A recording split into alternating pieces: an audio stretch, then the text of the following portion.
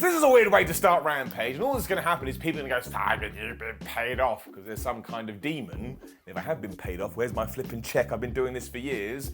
But everybody really needs to go check out Mikey Ruckus's new AEW orchestral themes album song playlist thingamajig. I mean, that guy is just pumping out the entrance themes like there's no tomorrow. And every single one is really good. So yes, I was listening to that before I started this video, so I thought, you know what, it's nice to throw positivity in the world, especially because sometimes it comes back. And also, we had an episode of AEW Rampage, but was it good or did it suck? We find out by giving the good bits an up and the bad bits a down.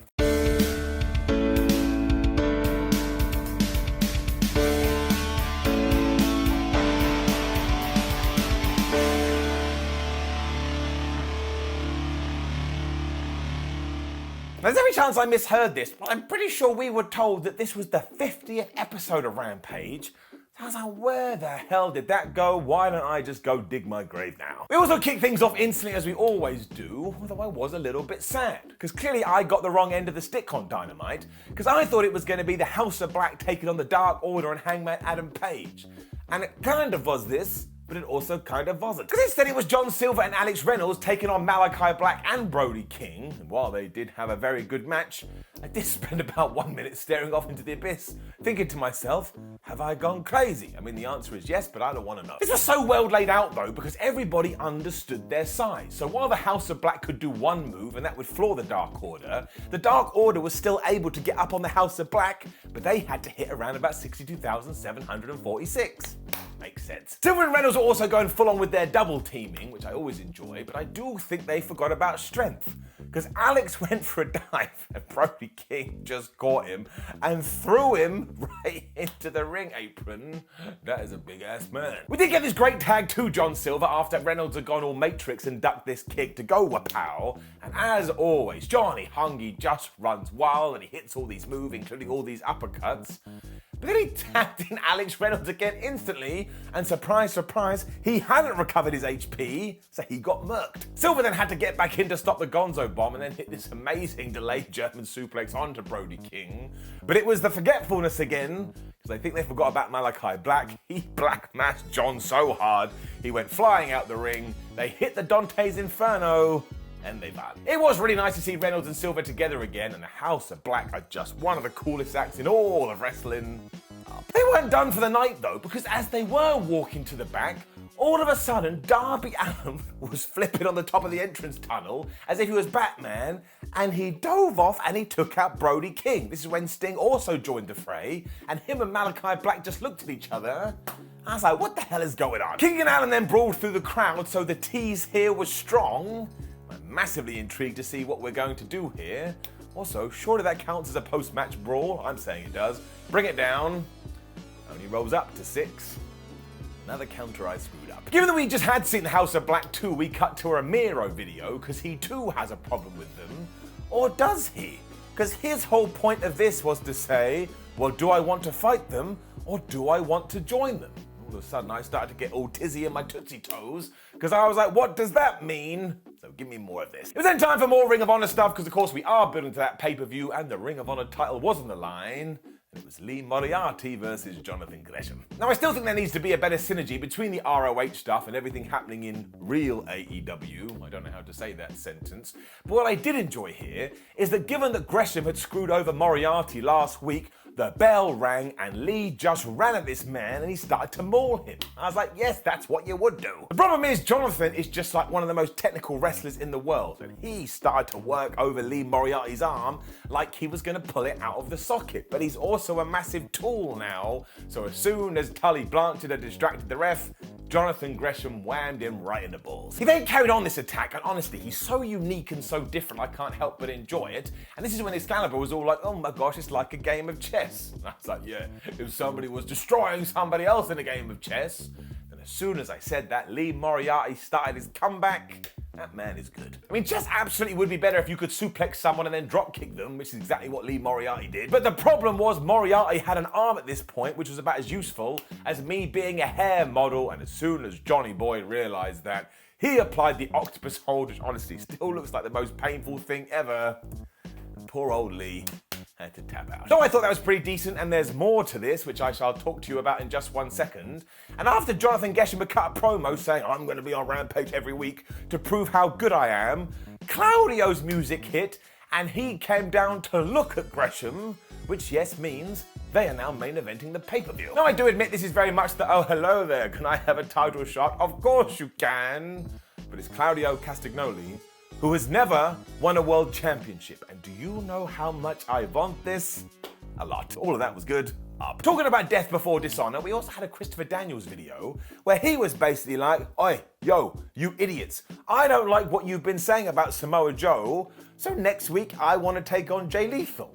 So I assume that's what we're getting, and in terms of this night, we then got a squash match. Because Athena and Kris Statlander just absolutely wrecked the Renegades, which is the name of my new EP. I mean, it is always nice to see Charlotte and Robin, mostly because they have terrific names. I mean, Robert and Charlotte Renegade, they sound like superhero villains. But seriously, before the bell rang, Kris Statlander and Athena destroyed them. I mean, it was a massacre. That kid from The Simpsons was going, stop, they're already dead.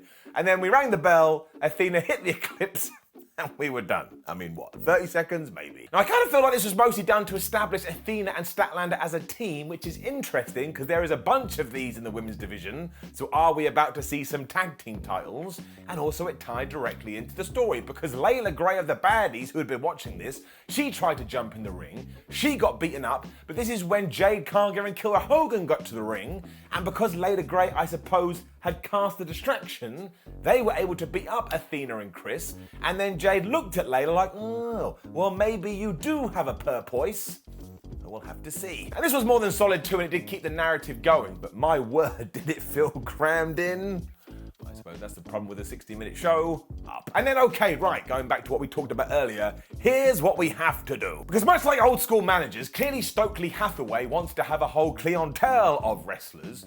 So when we were talking to Lee Moriarty about his match, Stokely turned up and he was like, look, what have you achieved so far? Not that much. Why don't you join me and together we'll take over the world? Matt Sydal was here as well and he was like, no, look, we don't want any of that. And how about we just do Lee Moriarty versus Dante Martin next week? Because that will be superb. So this is what I want in my life. I mean it. I'm damn serious. I want Stokely Hathaway to not only manage Lee Moriarty, but also to manage Dante Martin. Because I tell you, that would work so well. So now I stand here and I keep everything crossed. We then got all the fallout for everything that had happened between the Gun Club and the Acclaimed. I'm not gonna lie, I was a little bit sad at the start of this.